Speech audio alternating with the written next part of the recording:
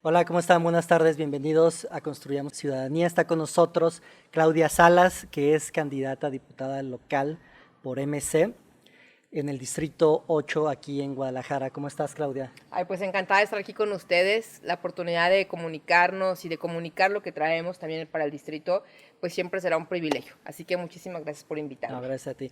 Y como en las otras ocasiones, los invitamos a que se suscriban, aquí abajito de la pantalla donde dice suscribirse y picarle a la campanita para que les lleguen los avisos de los programas. Claudia, tú tienes una gran trayectoria, tienes mucho camino andado, ¿no? Sobre todo en todos los temas que tienen que ver con la mujer, ¿no? Los temas de equidad. De hecho, te tocó trabajar con una mujer pionera de esos temas aquí en Jalisco, con Rocío García Gaitán, que en paz descanse, ¿no? Una mujer muy aguerrida, muy trabajadora, muy transparente, muy humana. Este, Platícanos un poquito de ese recorrido que has tenido desde Sí, hace buen tiempo. sí, Manuel, fíjate, me acabas de evocar algo de lo mejor que me ha pasado en mi vida, que es haber sido discípula de Rocío García Gaitán, en paz descanse. Rocío fue mi líder, Rocío me formó en la política. Yo tuve la oportunidad de poderla conocer a ella en el año del 98. Fíjate, hace cuántos años estamos hablando ya, 23 años de eso. Yo entré como asesora al Congreso, asesora legislativa. Rocío era diputada local.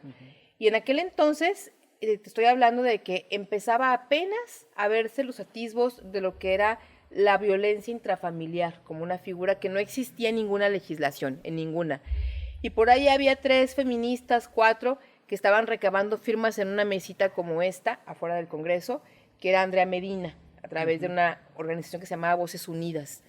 Y ella recaba Era 40. del ITESO ella, ¿no? Era del ITESO, Así, así es. Y ahorita es una de las mejores abogadas de México en la Corte Interamericana de Derechos Humanos. Un orgullo, Andrea Medina. Un saludo hasta donde esté ella. Y fíjate que pusieron su mesita y algo que jamás había pasado en el país, en esa magnitud me atrevo a decirlo, se recolectaron 43,000 firmas para tipificar por primera vez en la legislación del Estado de Jalisco la violencia intrafamiliar. Y entonces, bueno, esta iniciativa que fue emanada de la sociedad, que es la primera que se presenta en el país, entra al Congreso y cuando entra, Rocío García Gaitán, que era diputada local, me dice, Claudia, esta iniciativa se va a ir a la Comisión de Puntos Constitucionales, seguramente, con don Porfirio Cortés Silva, también en paz descanse. Entonces, no queremos que se vaya para allá, porque sabíamos que si se iba para allá, don Porfirio y las ideas que él tenía en ese momento, ¿no? Pues iban a hacer que se quedara en la congeladora. Entonces hicimos una estrategia 100% entre mujeres comprometidas, tanto sociedad civil como de legisladoras, de poder crear por primera vez la Comisión de Equidad y Género. No existía la Comisión de Equidad y Género. Fuimos, lo planteamos con don Porfirio, que era el presidente de la Comisión de Puntos Constitucionales, y recuerdo sus palabras perfectas, yo tendría 20 años, y me dijo, mira chamaca, vamos a hacer la comisión en lo que se te pasa la calentura feminista, porque se te va a pasar esta calentura. Pues ya pasaron, Manuel, 23 años y no se me ha No pasado ha la pasado. calentura, ¿no? Me dio, creo que más fuerte y crónica, ¿verdad? Se quedó, llegó para quedarse. Mi militancia en el feminismo es una de las cosas de las que más orgullosa estoy, lo digo con todas las palabras, porque me ha permitido de aquel entonces a ahorita recorrer y formar mecanismos que visibilicen la condición de desigualdad de las mujeres. Fue crear esa Comisión de Equidad y Género por primera vez en la historia, y 2 años más adelante fue crear también el Instituto Jalisciense de las Mujeres, que me tocó también estarlo y echarlo a andar, ¿no? Rocío como presidenta, Rocío García Gaitán, y yo como secretaria ejecutiva, y luego irnos al nacional, en el gobierno del presidente Felipe Calderón, que nos invita a Rocío a presidir el Nacional de las Mujeres, y me voy con ella como su segunda de a bordo también al nacional. Es decir, el paso por la agenda de los derechos humanos de las mujeres ha sido toda mi vida. Estoy cumpliendo en este año 25 años de trabajar por la agenda de las mujeres, más de la mitad de mi vida. Lo dijiste ahorita muy bien, ha sido parte de mi vocación. Yo creo que en la vida siempre hay que buscar qué le puedes aportar, con qué puedes trascender en la vida cotidiana. Más allá de tener un cargo o no, ¿verdad? Porque los cargos son efímeros, Manuel, ahorita estás y después ya no estás, pero lo que es una vocación de vida se queda y se queda para trabajarla comunitariamente en los partidos, en los sindicatos, es decir, se te queda para toda la vida. Ese es justamente una de las cosas que me pasaron a mí. Llegó para quedarse conmigo el tema del compromiso de trabajar por mejorar la condición de las mujeres y las niñas en este país. Oye, Claudia, y abundando un poco en cada uno de estos pasos, porque la verdad es que para que tú nos puedas platicar de estos temas a favor de la mujer que has trabajado, o sea, no miento si digo que son cientos, ¿no? Porque ha sido desde hacer iniciativas, Sí. desde pasar por instituciones, desde crear políticas públicas, desde crear o diseñar la manera de bajar recursos para apoyo a las mujeres. O sea, la verdad es que son muchas cosas. Ayúdanos a desmenuzar cada una de estas etapas en las que a ti ya te tocó participar y ya te tocó hacer algo por el género femenino. Sí, lo dices bien. Yo creo que ha sido una etapa, cronológicamente hablando, desde que haces la receta hasta que te comes el pastel, ¿no? Literalmente así ha sido. Me ha tocado crear en papel las instituciones, me tocó crear en papel la Comisión de Equidad, crear en papel el Instituto Jalisciense de las Mujeres y crear también en papel dos de las legislaciones que hoy rigen a nivel nacional este país.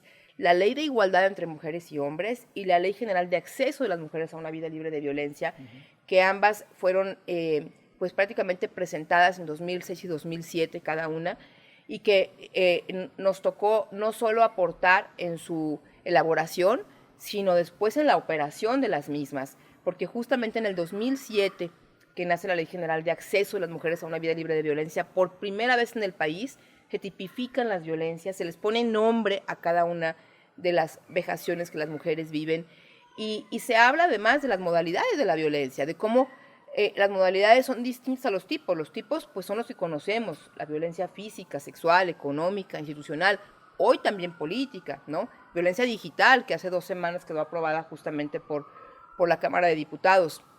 Bueno, hoy también hablamos que las modalidades son las que se dan en la comunidad, justamente en los partidos políticos, ¿no? En las escuelas.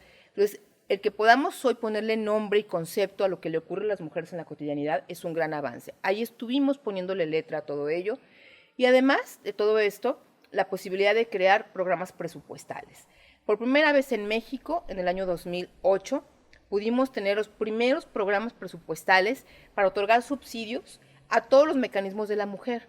¿Qué son los mecanismos de la mujer? Son los institutos de las mujeres, municipales y estatales. No existía ningún programa presupuestal que nos ayudara a echar a andar las facultades que por ley les dábamos a los institutos. Le poníamos en papel letra súper bonita, ¿no? Defender, promover, ayudar, coadyuvar, desarrollar, pero no le poníamos dinero. Los gobiernos no le invierten a las políticas públicas o no le invertían en ese momento. Hoy ya le invierten mucho más. Pero te hablo que en el 2008 todavía era incipiente completamente. Entonces, Rocío García Gaitán, que es con quien yo trabajé todos esos años, ella se propuso que íbamos a tener sí o sí un subsidio federal para todo el país. Y creamos el programa de transversalidad de la perspectiva de género, que con mucho orgullo lo digo, a la fecha sigue vigente. Es un programa que ha pasado por el sexenio de Felipe Calderón, de Peña Nieto y del presidente actual, Andrés Manuel López Obrador. ¿Por qué? Porque es de las políticas mejor elaboradas, incluso reconocido por Naciones Unidas. Un programa que a través de los subsidios que da, otorga la posibilidad de que los institutos de las mujeres atiendan a víctimas, haya refugios, pero lo mejor que puede haber es la posibilidad de fortalecer las capacidades de los gobiernos para que puedan atender dignamente a las mujeres y además de eso, elaborar políticas públicas. Entonces, ha sido una secuencia, Manuel, de vida, de poder intervenir en la parte de la elaboración de los documentos, de la ejecución de los mismos y después de la evaluación. Porque hoy, que actualmente soy regidora con licencia justamente en Guadalajara, pues me doy cuenta que muchas de las cosas que hacemos al momento de ponerlas en práctica son difíciles y eso nos permite también tener ciertos ajustes para seguir avanzando. Ahorita les platicaré también qué hemos hecho desde esa trinchera, específicamente en una cuestión muy específica que es el sistema de cuidados. Oye, Claudia, si bien en este diseño de estas instituciones que son fundamentalmente las que han trascendido, Muchas personas, y sobre todo las mujeres, algunas no tienen idea de manera clara de las competencias entre uno y otro, pero sí me gustaría que nos puedas compartir para efectos del beneficio de cada una de ellas, es decir, de lo que le benefició, lo que le puede llegar a beneficiar en su metro cuadrado, que finalmente es lo que importa, ¿no? Que sean efectivas. Exacto. Todas estas políticas y esas instituciones. ¿Qué de estas cosas y en cada una de esas instituciones le ha correspondido y sigue vigente en lo que tú has participado? Sí. Mira, muy importante, creamos por primera vez las unidades de atención a la violencia contra las mujeres, que son las unidades que emergentemente entran a atender a una mujer que padece algún tipo de violencia. Pensaríamos quizá que lo más sencillo es una mujer que va a una fiscalía y pone una denuncia, y no, el camino no es ese. El camino es, primero, justamente una unidad que pueda hacer una contención con la mujer, saber el inminente riesgo que corre, medir ese riesgo, provocar con ello una medida de protección quizá, ¿no? O segundo, quizá ella llevarla a un refugio porque su vida peligra, o simplemente la posibilidad de que tenga una terapia, un apoyo psicológico para el momento en el que ella decida denunciar. Creo que de las partes que pueden ser más tangibles en el avance de esta agenda es que creamos las unidades de atención a la violencia, que fortalecimos los institutos para que contaran justamente con personal capacitado para que pudieran replicar la capacitación al Poder Judicial y al Poder Ejecutivo. ¿Por qué? Porque si los operadores de justicia no logran entender que hay formas distintas de ver un expediente de una mujer que acaba de morir, entonces no hemos hecho bien las cosas. Muchas figuras se han creado, entre la del feminicidio, por ejemplo, que hoy está pues, en todo el país, en todos los códigos penales lo está. Sin embargo, todavía nos cuesta mucho trabajo el que puedan ser debidamente integradas las carpetas de investigación, el que haya una unidad de peritaje especializado como lo marca el Protocolo Latinoamericano de Feminicidio, cómo debe de levantarse el cadáver de una mujer. Entonces creo que todavía hay algunas cosas que están por ajustarse. Sin embargo, sí hemos avanzado, a tu pregunta, por supuesto, el que tengamos tipos penales debidamente requisitados y que estemos dotando también a las instituciones de los elementos para poderlo hacer en la capacidad de razonar, ¿no? Un delito cometido contra una mujer es fundamental. El que también contemos hoy con fondos y fideicomisos que ayudan justamente a visibilizar a las víctimas de los feminicidios. Las víctimas, además de haber sido la mujer que le arrebataron cruelmente la vida, lo son también las hijas y los hijos. Hay un padrón actualmente de niñas y niños por arriba de 60 al día de hoy, de niños y niñas huérfanas, que su madre fue arrancada de su hogar y muchas de las veces por el propio padre. ¿Qué ocupan estos niños y estas niñas? Principalmente un apoyo psicológico permanente. Segundo, un apoyo escolar para que esos niños no dejen la escuela. Y tercero, por supuesto, un tema de cohesión familiar y cohesión social. Esos niños y niñas se quedan con las abuelas y las abuelas quizá muy pronto falten. Entonces nos hace mucha falta el que podamos cerrar el círculo que tiene que ver con la reparación del daño y que podamos tener y tasar cada una de las cuestiones que significan la diferencia entre generar una siguiente grupo poblacional que estará en condición de desventaja y desigualdad, o lograr sacarlos y rescatarlos de ese círculo de la violencia y que puedan ser una infancia y una niñez próspera. Entonces, sí ha habido avances, creo que se basan en los tipos penales, en las herramientas de las instituciones, en que cada vez hay más compromiso social, hay campañas muy asertivas que hoy te suman y te hacen ver la violencia, identificarla, rechazarla en tu propio hogar. También son avances que se han concretado a través del tiempo, justamente con esta visión de poder hacer o generar nuevos conocimientos con pedagogía comunicativa para que la gente entienda que la violencia no es solo el golpe, la violencia tiene que ver con la capacidad de discriminar, con la posibilidad de ser omisos con las obligaciones que tenemos con nuestras hijas, nuestros hijos, pero principalmente tiene que ver con esa indiferencia que socialmente tenemos que naturaliza las violencias. Y por eso hablamos que la violencia es estructural, porque está naturalizada en la forma en la que ves, en la que escuchas, en la forma en la que ignoras, en la forma en la que te conduces quizás todos los días con tus trabajadores o trabajadoras. Entonces, ¿qué tenemos que hacer? Pues tenemos que trabajar mucho más en poder clarificar qué es la violencia, sus consecuencias y campañas permanentes de un rechazo justamente a la misma desde la propia familia, ¿no? Que es donde se genera lo mejor o lo peor de una sociedad.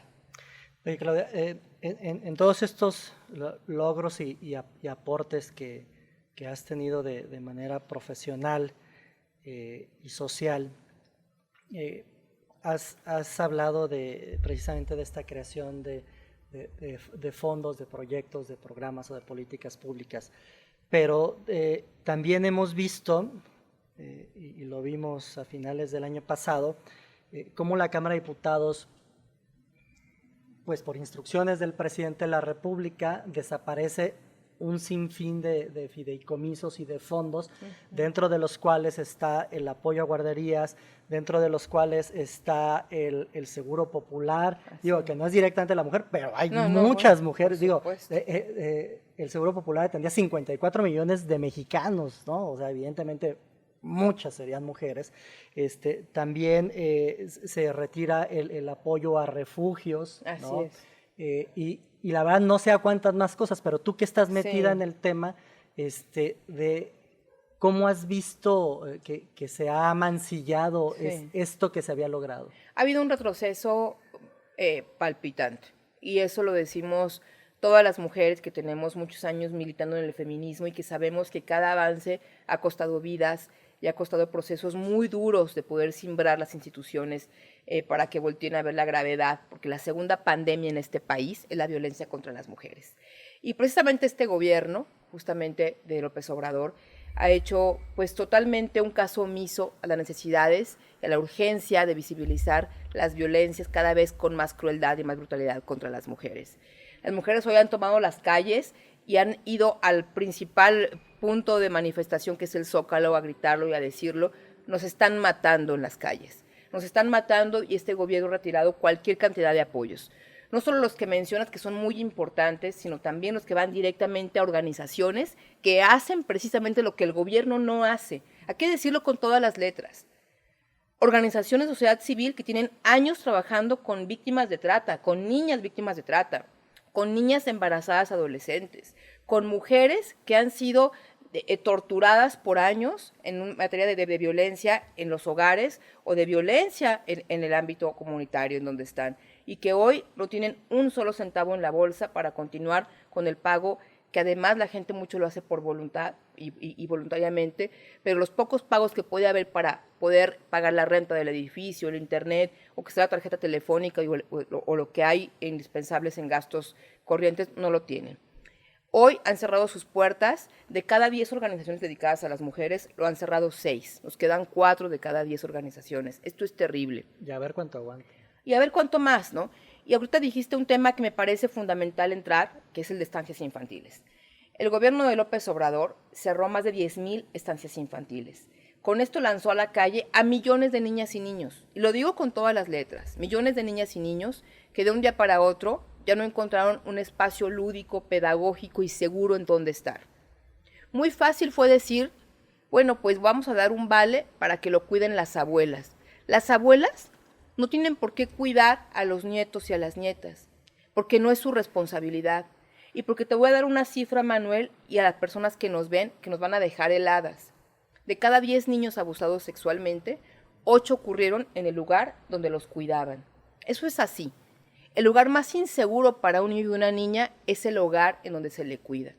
Entonces, qué grave que hoy estemos lanzando potencialmente a esos millones de niños a las garras de quizá el abuso sexual, y en el mejor de los casos un accidente en el hogar, porque las abuelas ya no tienen tampoco ni los reflejos, ni la paciencia, y muchas veces ni la capacidad, porque se van agotando las capacidades del propio cuerpo para reaccionar, para cuidar a un menor.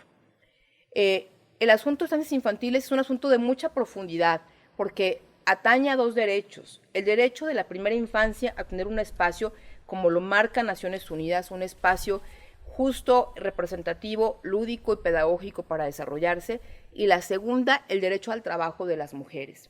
En este país, las mujeres trabajan donde pueden, no donde eligen trabajar. Si pudieran elegirlo, la mayoría de las mujeres no estaría donde está. Están en los trabajos en el sector terciario, y lo dice no Claudia Salas, el censo económico de INEGI. 8 de cada 10 mujeres están en el sector terciario. El sector terciario es el comercio. No estaría mal si eso no conllevaría porque estas mujeres no tienen prestaciones sociales. Porque en el sector terciario, de cada 10 mujeres que trabajan, 9 no tienen ninguna prestación. Es decir, jamás tendrán jubilación, jamás tendrán un préstamo para una vivienda, jamás tendrán tampoco un tema de guarderías. Y ya tampoco seguro popular. Ni seguro popular, lo ligo con eso. Entonces, ¿qué pasa? Que entonces vas y agarras un trabajo pues de medio tiempo en un mostrador de 9 a 3 y no porque esté mal trabajar en un mostrador, lo digo con todas las letras, sino porque eso no es un trabajo que te permita tener autonomía económica suficiente para poder aportar a la economía de un hogar y sobre todo a tus metas personales y de desarrollo comunitario. Entonces, ¿qué queremos cuál es la exigencia de la Agenda de Derechos Humanos? Por supuesto que tiene que haber estancias infantiles y guarderías de 24 horas que visibilicen a las mujeres que trabajan después de las 3 de la tarde, porque en este país las pocas guarderías que hay todavía trabajan de 7 a 3 de la tarde. Y aquí en este país, todas las mujeres trabajamos después de las 3 de la tarde. Y ya tampoco hay escuelas de tiempo completo, como las poquitas que llegaron. Las pocas que había en ese programa piloto se acabaron. Entonces, si no es compatible ni las escuelas ni estancias infantiles con los horarios de las mujeres, las condenas a tener justamente una victimización secundaria de lo que significa tener empleo. A veces yo digo, los gobiernos se regodean de decir, ingresaron al mercado laboral N cantidad de mujeres. Sí, ¿con qué prestaciones? Es lo que hay que preguntarnos, porque hoy en este país los niños están debajo de las mesas de plástico en los tianguis, debajo del comal en el mercado. Están con 3 llaves y los cuida el hermanito mayor. Y si a esos niños algo les pasa, un accidente, entonces sale toda una sociedad y los medios de comunicación a veces también a juzgar a esa mujer, de decir, los dejó solos. ¿Y qué hace una mujer sin un respaldo familiar con el tema de poder salir a trabajar con sus hijos para traer el pan a su casa, no tener ninguna otra posibilidad de que alguien los cuide?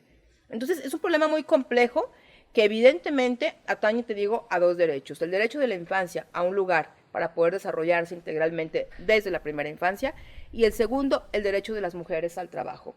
Es un problema enorme de este país. Y entonces, sí o sí, se tiene que solucionar. Y aquí en Guadalajara, lo digo también, en Guadalajara hemos creado la primera guardería de 24 horas para mujeres policías y bomberas. A mí no me puede decir que no se puede, porque lo pudimos hacer en Guadalajara.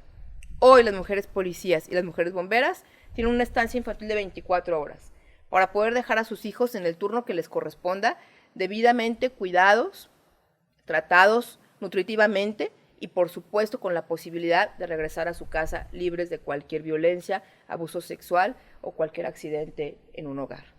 Ese derecho no solo tendría que ser para las mujeres policías y las bomberas, sino para las mujeres que trabajan en los tianguis que empiezan a las 4 de la mañana. ¿Qué guardería habla a las 4 de la mañana? Mis amigas que trabajan en el mercado de las flores, acabo de ir con ellas en la semana y todas empiezan a trabajar a las 5 de la mañana. Y me dicen, aquí está mi hijo en una cajita de cartón, una cajita de pitayas, aquí está mi hijo durmiendo. Eso es justamente hacer un tema de desigualdad o robustecer un tema de desigualdad, ¿no?, desde que nace un niño. Entonces necesitamos urgentemente que este país comprenda y entienda que el sistema de cuidados es uno de los principales que tiene que estar en la agenda legislativa, para ampliar horarios, para presupuestarlos, para que las mujeres tengan el derecho al trabajo y para poder generar entonces sí una economía sustentable. Cuando las mujeres tienen autonomía económica, un país avanza y eso está documentado en todos los países del mundo. Entonces es una parte importantísima que están en una enorme deuda desde que se quitaron las estancias infantiles y que trabajaremos desde el Congreso justamente para eso, para lograr que haya un presupuesto etiquetado, para ampliar horarios y para que las mujeres que trabajan en el sector terciario puedan tener a sus hijas y a sus hijos en una guardería o estancia infantil. Oye, Claudia, ahorita que tocabas el punto de esta guardería de 24 horas, pues bueno, es algo que entiendo que te tocó trabajar en esta administración en la que eres regidora con licencia.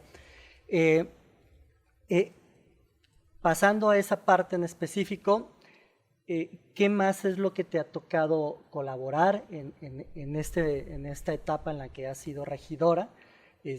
¿Qué avances has visto en esta administración? Digo, tanto en tu tema Claro. particular que manejas más, como en el tema de lo que te plantea la gente en las calles, en las Así es. colonias? Mira, yo me propuse, y con el acompañamiento también tengo que decirlo y reconocerle al alcalde Ismael del Toro con licencia, que siempre tuve su apoyo, lo digo con todas las letras, y me propuse junto con él el que íbamos a hacer también de Guadalajara un referente en un tema de inversión en materia de visibilización de la igualdad y de las políticas que van directamente a beneficiar la vida de las mujeres.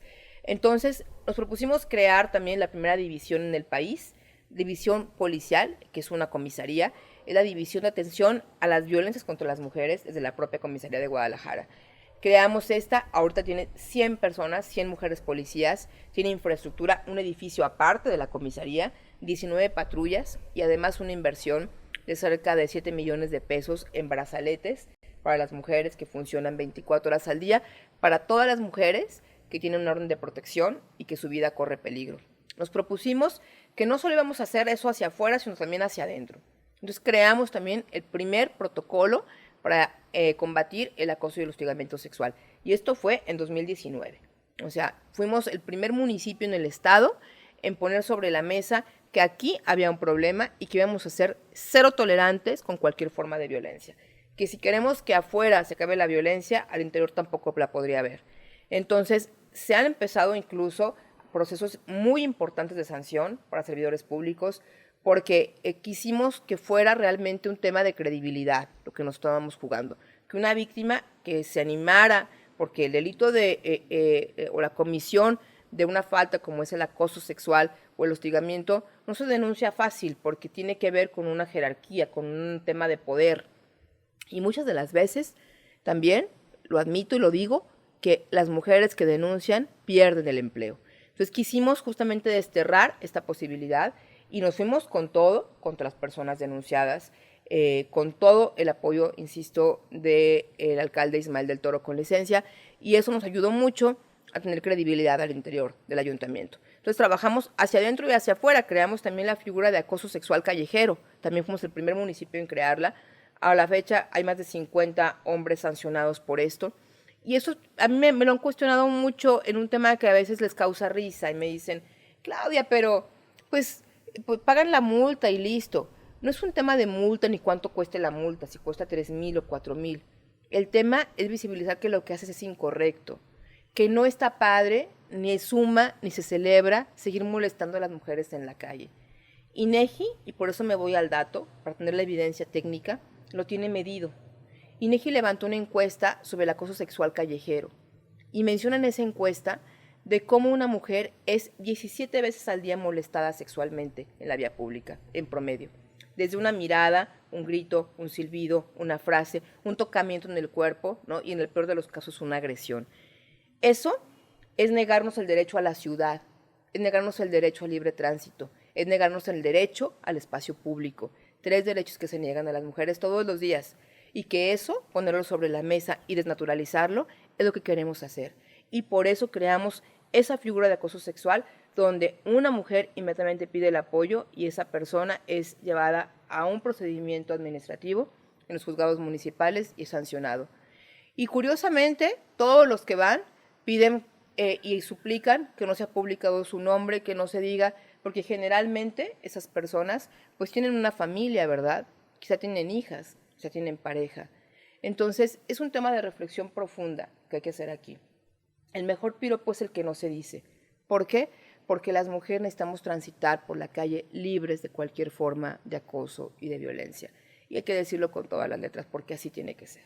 Sí, la verdad es que sí. En una ocasión, trabajando en una institución, en una asociación civil que es Alternativas por México, hicimos un grupo y ahí estábamos planteando la posibilidad de crear algún tipo de alerta precisamente para personas en estado de vulnerabilidad en la calle, ¿no? Principalmente se había enfocado al tema de mujeres y después por ahí las propias mujeres dicen, oye, pero es que también alguien en la calle que se sienta vulnerable no solamente son las mujeres, son los hombres también. Entonces, bueno, y les preguntamos a ellas, oigan, ¿y ustedes pues les ha pasado un caso como esos extremos en el que tienes que tocar una puerta de una casa que no conoces para que te abran y decir, oye, por favor, ¿no? Y las 3 muchachas que estaban ahí en el grupo conmigo, a las 3 les había tocado. La verdad es sorprendente, es denigrante y da mucho coraje. Así es. Y es que lo acabas de poner en una perspectiva interesantísima. Mira, eso es como cuando me dicen a mí, Claudia, pero matan más hombres que mujeres, ¿no? Le digo, sí, pero que maten 12 mujeres al día por perder el control sobre su cuerpo y sus decisiones, no es la forma en la que mueren los hombres. Los hombres mueren por asumir riesgos innecesarios, por riñas, por narcotráfico, por estar en delincuencia organizada, por manejar ebrios. Es decir, las formas en las que muere un hombre son completamente distintas a cómo muere una mujer. Acabas de decir un ejemplo que me parece de una pedagogía muy importante. Es decir, es cierto, podemos sentirnos todos vulnerables en la noche al salir, pero un hombre no va pensando que puede ser agredido sexualmente, una mujer sí. Esa es la enorme diferencia que hay, ¿no? A mí me encanta correr, me fascina correr, me encantaba correr en la noche, ya no lo hago. ¿Por qué? Porque no me siento segura, ¿no? Y veo que muchos amigos siguen saliendo a correr y me dicen, Claudia, vente, ¿no? Y yo no, porque si me quedo más atrás, entonces siento cierto temor. Entonces, no es lo mismo recorrer las calles, ni de día, mucho menos de noche, para las mujeres que los hombres. Quiero que se pongan realmente en los zapatos de las mujeres en este momento. Lo que acabas de decir, eso es real, ¿no? Transitar por las calles de noche puede causarnos cierto temor o inseguridad a hombres y a mujeres, pero un hombre nunca va a estar pensando que lo van a agredir sexualmente. Una mujer va pensando todo el tiempo que la van a agredir sexualmente. Y eso es terrible para ser mujer. Claro. Oye, Claudia, y en estos recorridos del día a día en las colonias del Distrito 8, la gente que te manifiesta, qué te pide, qué falta, digo, indudablemente cada administración va aportándole un poco más, ¿no?, al municipio para su desarrollo. Sin embargo, pues, primero no hay dinero que alcance y segundo, difícilmente vas a terminar de concluir todas las necesidades de algunas colonias o espacios en una sola administración, pero algo le aportas, ¿no? Digo, tú tienes un distrito con extremos, ¿no? La gran mayoría del distrito pues es zona con todos los servicios, que incluso tienen asociaciones de colonos, que algunos de ellos hasta pueden asumir directamente los servicios que se prestan, ¿no? Pero también tienes Rancho Nuevo, también tienes Analco. Analco con temas ahí de San Juan de Dios. Exacto. ¿Qué te dice la gente que necesita? Fíjate, el 8, yo creo que el 8 es una radiografía de Guadalajara. ¿Por qué? Porque tiene un mosaico de diversidad, un crisol muy importante. Encontramos colonias donde la gente es trabajadora y echada para adelante de una manera impresionante, aunque sus índices quizá de delincuencia son mayores, ¿no? Encontramos, si me voy de la calzada para arriba, puedo decir que está Analco, es San Juan de Dios, es la Perla 2, un pedacito de Medrano también lo es, ¿no? Va bajando hacia la calzada y es toda la calzada de Independencia, desde el Agua Azul prácticamente hasta la Corona Independencia, que es el Estadio Jalisco. Y de ahí sube, ¿no?, a pasar por el Centro Histórico, Chapultepec, todo Vallarta, hasta Chapalita, Las Providencias y los Jardines del Country. Entonces, con las de San Javier también un pedazo. Alcalde. Entonces, es enorme y por lo enorme es muy interesante lo que te dicen en las calles. La problemática del poniente y del oriente son muy distintas e igual de importantes. ¿Qué veo yo? Veo un sentido de comunidad altísimo en la Colonia La Perla, por ejemplo. En la Colonia La Perla, mi experiencia ha sido muy buena de estar con vecinas y vecinos porque hay mucha cohesión social, se conocen los vecinos, se conocen, se participan, incluso hay paradas de camión en donde varias mujeres están organizadas para esperar a las hijas que llegan, ¿no?, y las acompañan a sus casas. Es decir, he encontrado en La Perla particularmente una cohesión social que no he visto en ninguna otra colonia. Eso me parece muy interesante. En Analco encuentro un sentido de pertenencia enorme. Recordarán que hace muy poco, pues, justo hubo un cambio, pues por ahí trasladaron pues justamente a uno de los fundadores del barrio de Analco a la Plaza Fundadores. Y eso les dolió muchísimo porque Decían, no sé, aquí queremos nosotros nuestro símbolo de Analco, ¿no? Es gente con un amplísimo orgullo de pertenecer a Analco porque es donde se fundó parte de Guadalajara. Y si caminamos más hacia la colonia Independencia, ¿no? Encontramos la economía de barrio, y así me puedo ir resaltando de cada una virtudes que he encontrado y que me evocan un tema de esperanza. Y también, ¿por qué no te digo, Manuel? También un tema de idealismo. Yo soy una mujer idealista y me encanta hacerlo, porque yo creo que eso es lo que le pone la sal a la vida, porque el idealismo te hace que te muevas hacia los lados donde quieres que eso sea posible. Y hacer que eso sea posible te hace partícipe de una transformación, de un cambio. Entonces, ¿qué he encontrado en detrimento o en gran medida de peticiones? El tema de la seguridad. Por supuesto que el tema de la seguridad es un tema que le atañe muchísimo a toda la ciudad. Sin embargo, he encontrado diferentes versiones. No todo el mundo opina que en esto le falten más patrullas o más cámaras o más elementos de la policía. He encontrado que muchas de las personas lo que quieren es más prevención, es decir, queremos que nuestros parques funcionen, queremos que las unidades deportivas estén habitadas por niños, queremos que nos quiten a los vagos que están aquí, que se apoderaron del jardín comunitario, y que regrese la luz. Por ejemplo, es algo que nos dicen muchísimo, ¿no? Es que iluminen. Una ciudad iluminada es justamente una posibilidad de que no haya delincuencia, de que no se junten las pandillas. Entonces, insisto, la posibilidad de encontrar coincidencias es muy grande en el tema de poder hacer sentido de comunidad. La gente está ávida de volverse a salir a la calle y convivir con los vecinos. La pandemia yo creo que nos dejó esta gran necesidad, Manuel, de volvernos a reunir, de estar en concurso o convocantes en el parquecito de la esquina, de comerte una paleta de hielo con la vecina sentada en la banqueta, de sacar tus equipales a la banqueta, ¿no? Porque eso pasa todavía en muchas colonias. Sí. Entonces, hoy que empieza un poco a restablecerse esta nueva normalidad, la necesidad de salir es mucha, y creo que eso hay que capitalizarlo para, a la voz de ya, hacer un llamado fuerte a todos los gobiernos estatales, municipales y a los programas federales para encontrar esa convergencia de recursos y hacer del espacio público un derecho para las personas, recuperar los parques, las unidades deportivas, los polideportivos, donde los jóvenes hagan deporte. Qué importante es eso. Hoy se pusieron todas las unidades deportivas gratuitas, puede entrar cualquiera. Sin embargo, las condiciones de las unidades no son necesariamente las mejores. Entonces creo que es algo que es muy sentido en todo el Distrito 8, el tema de seguridad, de prevención del espacio público y de recuperar nuevamente este derecho.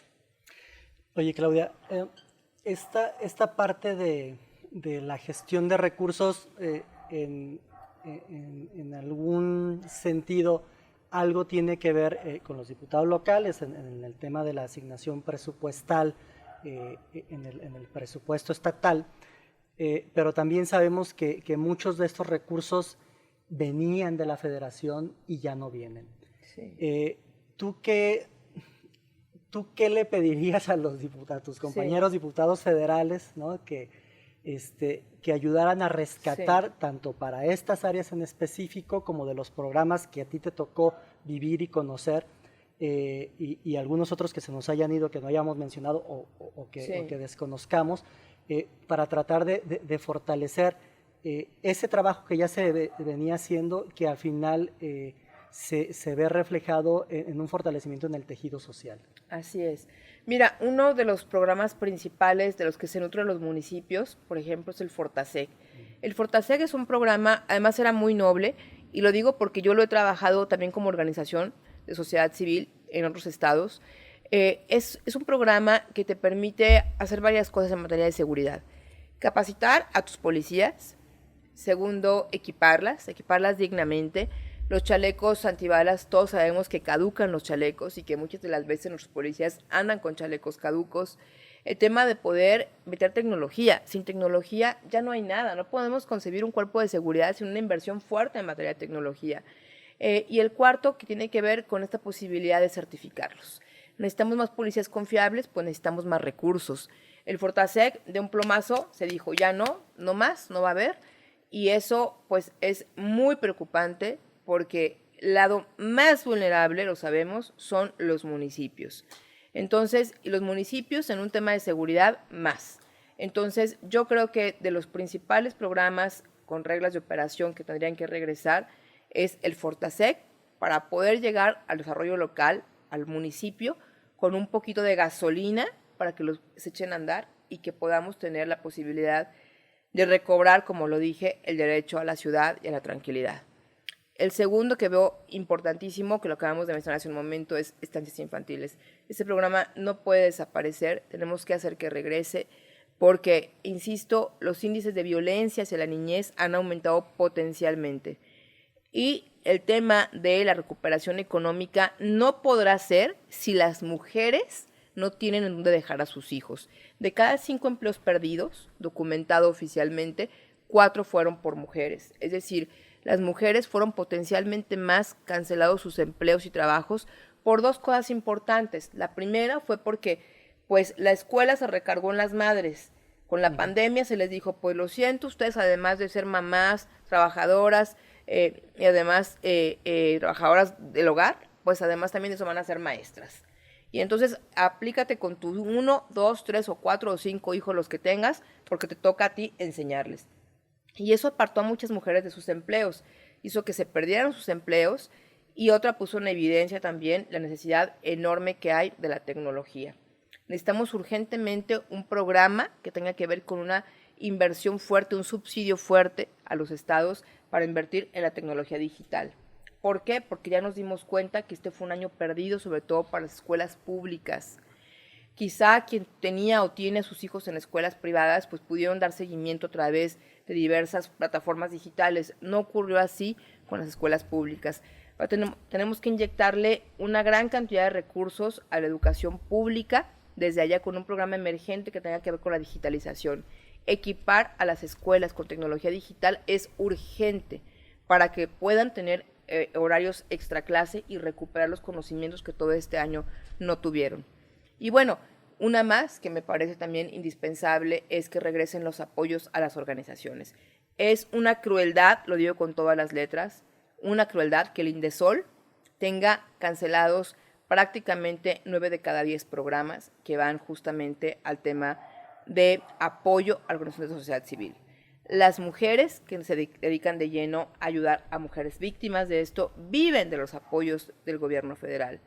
Y entonces hoy se ha condenado y además se le ha puesto una etiqueta enorme, ¿no?, de impostoras a todas las organizaciones, y no es así.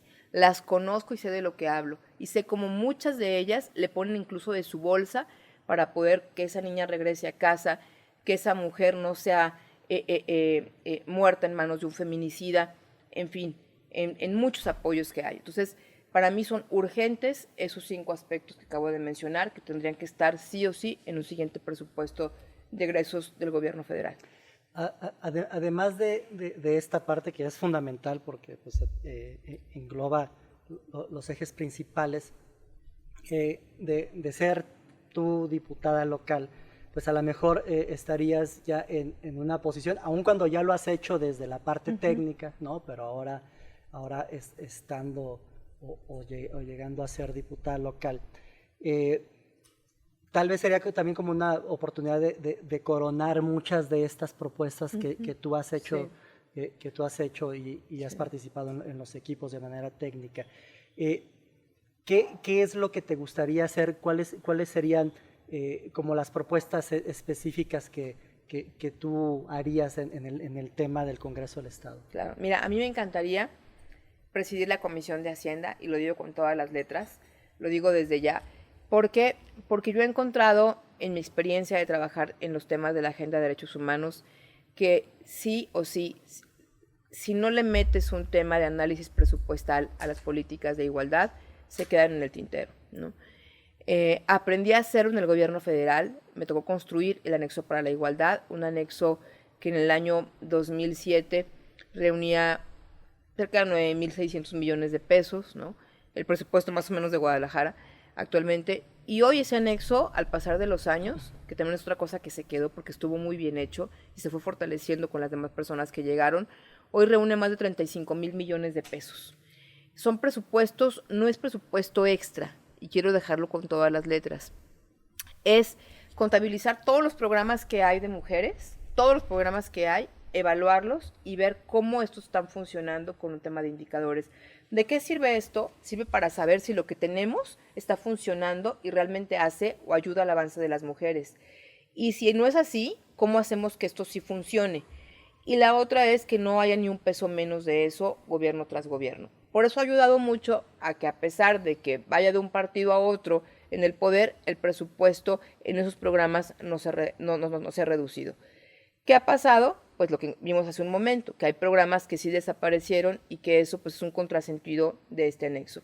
¿Yo qué quiero hacer del Congreso del Estado? Quiero presidir la Comisión de Hacienda, quiero formar un anexo para la igualdad en el Estado, donde resumamos ahí todo el presupuesto que hay para mujeres, poder hacer un seguimiento muy específico, tripartita, entre Secretaría de la Mujer, Secretaría de Finanzas o de Hacienda en el Estado y, por supuesto, el Congreso del Estado. Porque solamente así puedes entender la posibilidad de programar presupuesto de una mejor manera. Y bueno, la otra que quiero hacer es seguir con el tema del sistema de cuidados.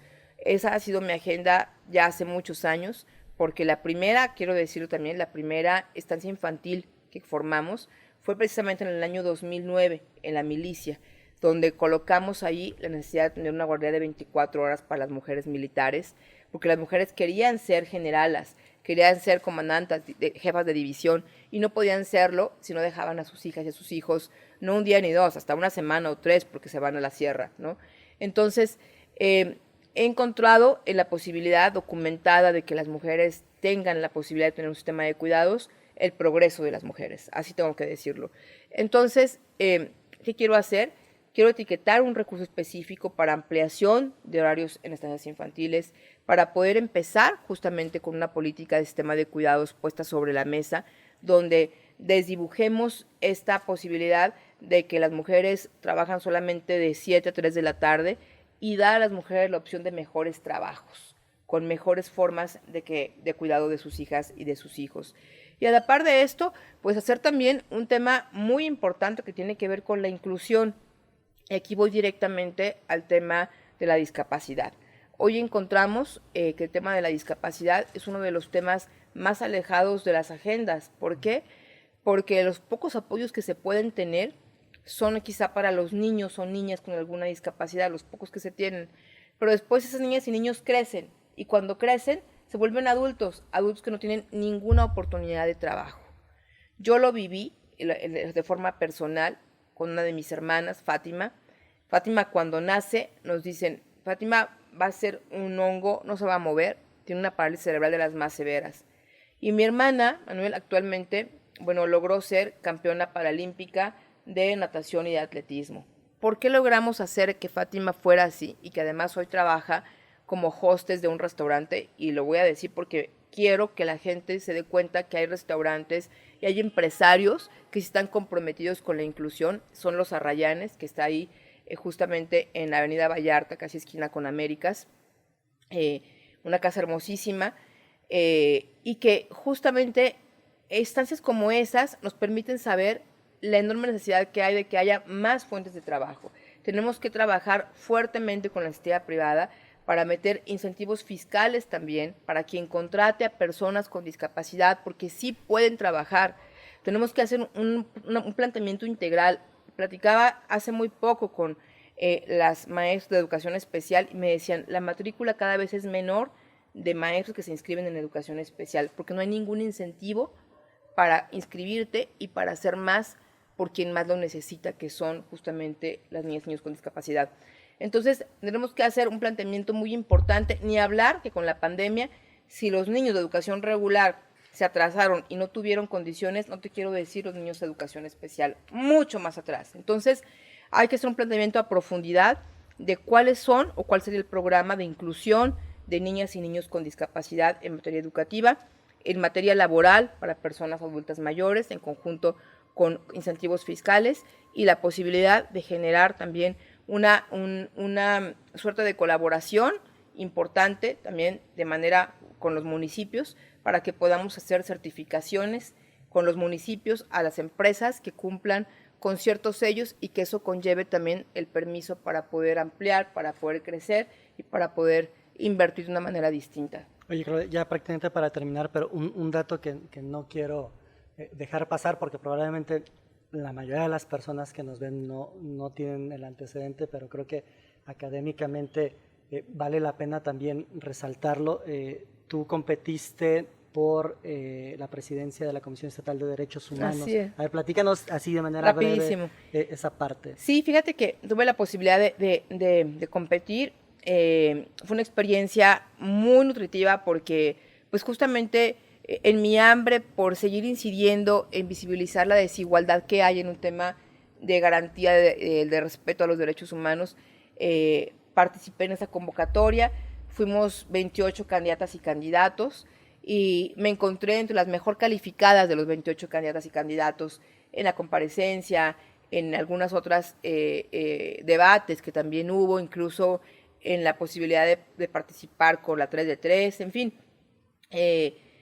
Lo hice con mucha ilusión y con mucha dedicación porque realmente creo que es un deber participar. Si queremos que las cosas sucedan y cambien, tienes que participar y por eso hoy estoy también participando, porque es importante que quienes tenemos vocación en el servicio público, porque el servicio público es de vocación, Claro. de vocación 100%. Entonces, fue así que concursé para la comisión, no quedé, fue un proceso muy interesante, no quedé como presidenta, sin embargo, eso me sirvió mucho para poder, pues, darme a conocer en círculos distintos al que yo me estaba moviendo, y de ahí también la invitación a participar ahora como regidora por Guadalajara. Entonces, a veces creo que hay, como dice el dicho, hay batallas que perdiendo ganas, y esta fue una de ellas, donde hoy me encuentro. Para mí fue una posibilidad inmensa de articular, de llevar a la práctica cosas que estaban solamente por escrito en la agenda y que hoy están materializadas. ¿Qué también quiero hacer en el Congreso, Manuel? Y con esto me gustaría cerrar también el tema de meternos de lleno a la ley de designaciones.